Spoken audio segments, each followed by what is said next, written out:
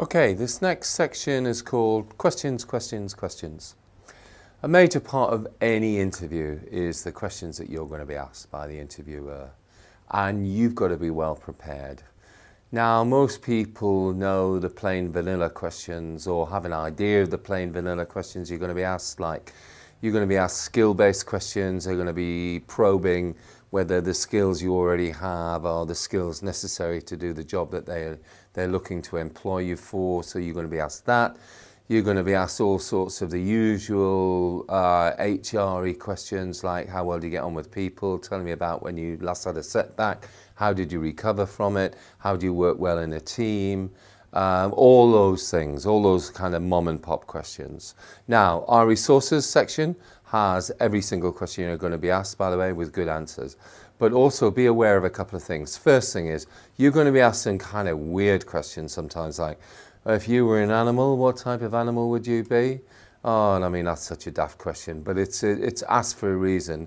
They're just trying to think or to get from you what the answer is, and maybe there might be some psychological underpinning as to different types of animals. I think all that stuff's a waste of space, by the way.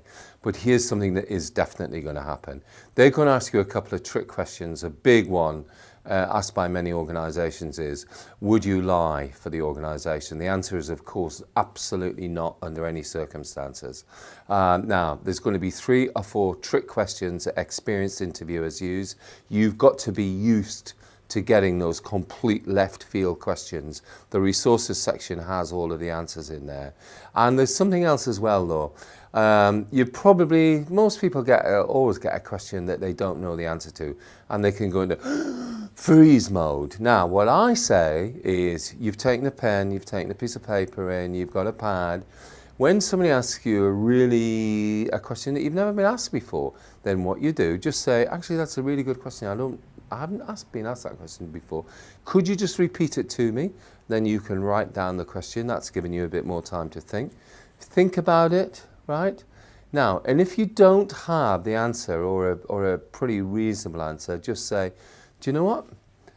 I don't actually have the answer to that right now, but if you gave me 24 hours to really think about it, I would be able to answer it. Would that be possible? Can I come back to you on that? Now, that is the answer to give when you don't know the answer to a question. There are always going to be circumstances in your working life when a client, a fellow member of your department, your boss is going to ask you a question. And if you don't know the answer, just admit it. But say, listen, I'll come back to you. Nobody is perfect. People are not looking for perfection. They're just looking for people who are honest enough to admit, no, I need to think about that. The other thing is, I mean, body language is important in so many different parts of an interview, but this one especially. Give your answers with some degree of vigour. Don't just trot them out. Answer them if you can as if it's the first time you've been asked that question, even if you've been asked that question 65 times before. So use a bit of body language. Don't be afraid to that. Make sure you're eyeballing them then as well while you're answering the questions that are put to you. Okay? And make sure you look in the resources section. Okay? Thanks very much.